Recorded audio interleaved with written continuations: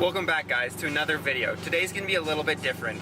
So a long time ago I went over to Adrian's house, it was over a month ago, to help him pull apart his motor for his 2006 STi. And you guys never seen that footage. It was because we got a lot done, but we didn't have time to film an outro or go through some of the things, so I left it on the side, hoping to get back to it a little bit later. Unfortunately I didn't, just because of time constraints. Adrian had to pull apart the rest of the engine.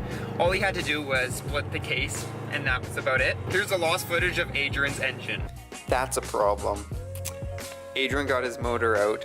I was working the day he pulled it, but he just had to rattle it around and it eventually came out, so it wasn't too difficult, I would have to say. Could have been worse.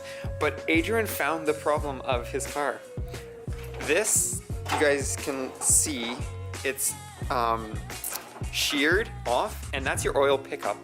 So there's the other half of it right there. So the motor definitely has rod knock and due to oil starvation. So Adrian's pulling apart the motor and he's seen how bad everything is, and hopefully everything isn't too bad. Excellent. I didn't think that one through. I'm trying to pull the cam pulleys right now, and there's a way Adrian was watching how to do it online, and I have no idea. So Adrian's the only one that knows how to do this. What's his face said? The guy from Cosworth. Yeah. But how is that? But just looking over, everything doesn't seem to be completely scarred or anything. The cams look pretty good from just this little bit of light, but if you look in here, in the oil pan, you can see there's metal flakes and sludge. If you guys look at the design of the oil pan on the EJ25, it actually doesn't sit at the very bottom, so the sludge sits. You're just spinning it, aren't you?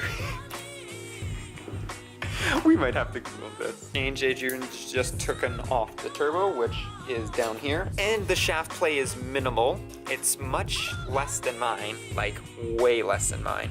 I can barely notice it. And I don't see any metal flakes in the valve cover. Just looking at the crankshaft right now, Adrian was trying to rattle the connecting rods and they weren't rattling, so there's not that much play, but there's definitely enough play for rod knock, so we'll see how bad it is once it's taken apart. So I'm gonna help Adrian pull as much as I can tonight, so I'm just gonna leave you guys with a time lapse, so see you guys in a bit.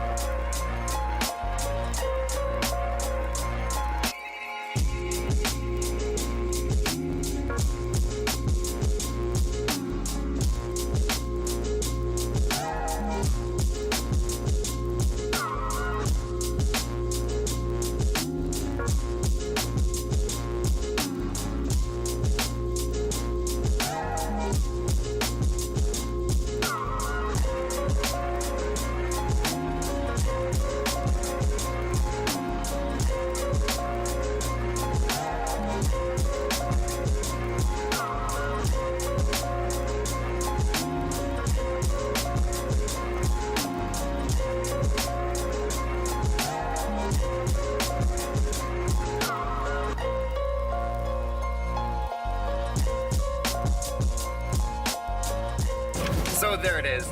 We recorded a little bit. There was a long time lapse in there. That was because we were actually pulling apart, or attempting to pull apart the heads, which took much longer than expected. like we're thinking maybe an hour and a bit. It took us, I think, 3 hours to get those heads off, or a head off. We actually didn't get both heads off in that time lapse. But we did get to see some stuff, and Adrian also sent me a little list of stuff that is gonna happen to the car. Hopefully we'll see a little bit more, but no guarantees. So first thing, the heads actually don't look bad at all for oil starvation.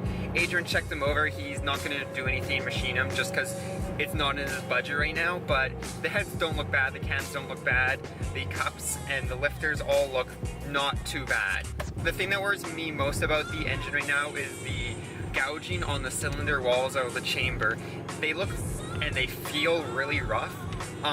Adrian thinks it's alright. I'm going with the best bets. He's also in more mechanic oriented program than I am, so I trust him. They are really gouged out, but I'm pretty sure they'll be fine. I don't know if I got it in there, but pulling apart the heads, the camshaft pulleys were impossible.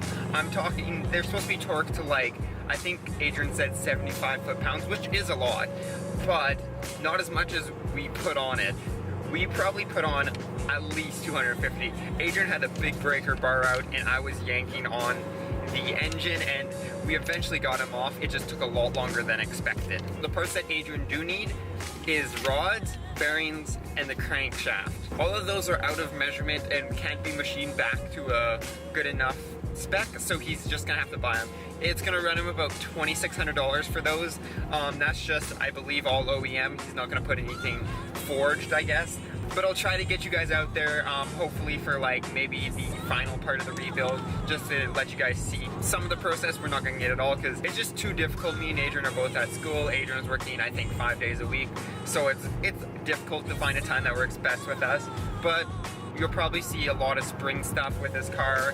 As I said, this isn't going to be the last engine slash rebuild of a Subaru EJ. I'm thinking there might be a couple more, wink wink nudge nudge, maybe not in the next year or two, but definitely going to be an engine rebuild sometime in Project Daily.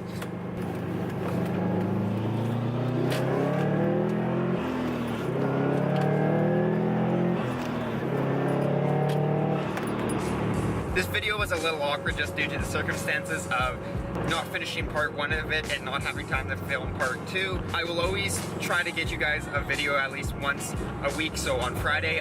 Wednesdays is kind of my free day. I might put a cool little video here and there. It depends if I have time. I do have a project coming up that I might try to put out on Wednesdays, and also put out a really cool idea I might try, which would be awesome. I think I would be the first one that would be doing it.